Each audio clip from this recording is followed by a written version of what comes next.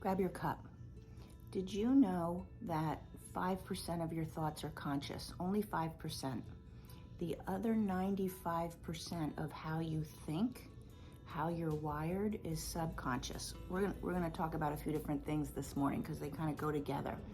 So your subconscious, think of it as like this filing cabinet in your thinking. And it's this filing cabinet that you have over here, and it comes from all of the experiences that you've had, all of the memories, even if you aren't consciously remembering what happened in first grade, your body and your subconscious remember it. Your subconscious really shows up in your body. You get, a tightening in your stomach when somebody says something, because your body has the memory of something similar that was said. It might have been 20 years ago. So your subconscious is this is how I think of it anyway, a filing system of all your memories and interpretations and experiences that you've had. Now, when you're in the moment now, consciously thinking, should I go to the gym? What am I going to make for dinner? Should I stay in this job? Should I call that person or wait for them to call me? You're in your conscious thinking, but it's all of the subconscious programming that drives what you choose to do, the decision and the action that you take. So really, your subconscious programming is like this automatic response. When you're not conscious of it, it becomes automatic and it drives you. So something happens and there's anger or fear. Fear is a very very common response that people have. People live in fear all the time about a lot of things, about their own personal life, about what's going on in the world. Fear becomes this subconscious place to live. So it's always there in the body, but it comes from programming. I'm going to say programming, wounding, because we're not meant to live in fear. The Bible says more than 300 times, fear not, do not fear, choose faith over fear. Like we've been told it over and over, yet people live in fear all the time. Even people who, pray and want to believe, but inside in the subconscious is the fear. The subconscious is the thing that drives your life. It's like an iceberg. You can see the tip of the iceberg, which is what you're consciously thinking, and then this massive amount of ice below the water that you don't see. Massive, so much bigger than what's above the water. That's your subconscious programming. I'm gonna call it wounding. People say trauma, and I just am avoiding saying trauma because now it has such a connotation to it. Because all of us have wounding from things that happened, from experiences that we decided something about ourselves. So I'm going to call it wounding. Wounding, when we were young, when we were making decisions about ourselves, the things that are stored in that filing cabinet, that wounding causes us to close our heart, because it's all about protection, right? The ego, the subconscious, is always looking to protect, always looking to avoid what was painful from the past. Ooh, that looks familiar, that sounds familiar, that feels familiar, that was painful, we are avoiding it.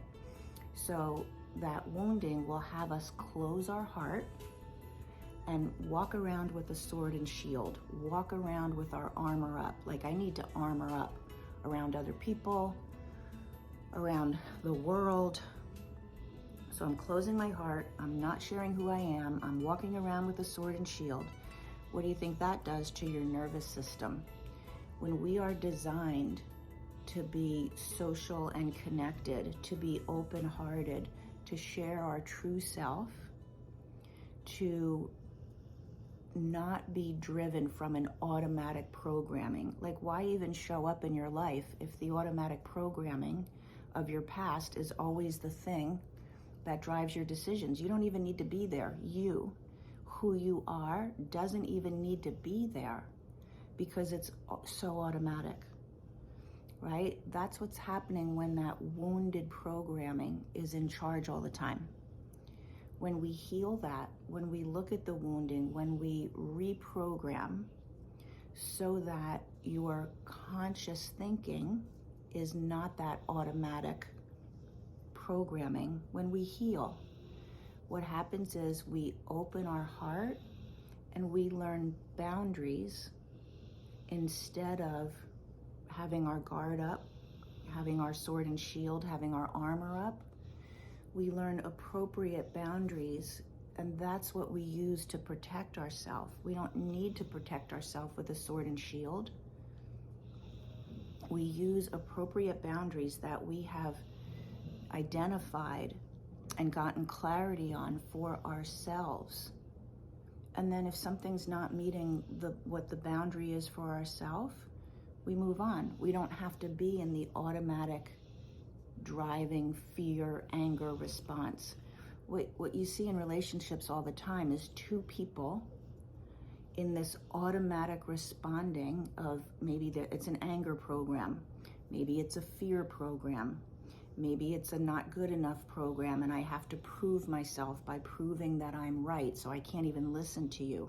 When you have two people in a relationship doing those programs with each other, that relationship is not an expression really of who they are together. There's no opportunity for something else to show up in conflict after conflict after conflict, right? It's going to be an automatic same thing playing out because it's the wounded programming showing up, and we are just automatically expressing it because it's subconscious.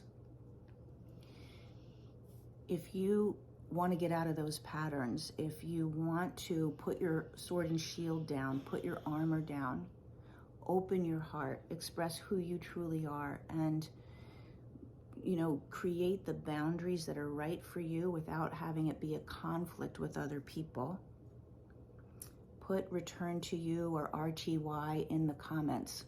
We are enrolling right now. Enrollment is going to end next week.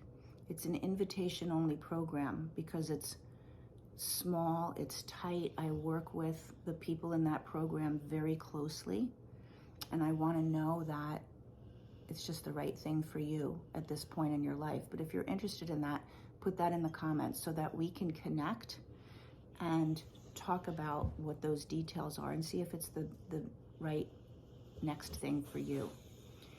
Whether it is or not, whether you connect with me or not, just start to look at how automatically your responses are. That's what triggers are.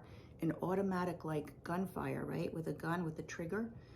The trigger is just the trigger, but the gunfire, this poof, automatic response that you don't even have control over, that now sends you down a loop of being upset, angry, annoyed, all the things. And then people stop talking to each other, all the things. Stop it. Drop me a comment. Let's connect. We're working on it this week so that we can dive in and really change that for you. Have a good day.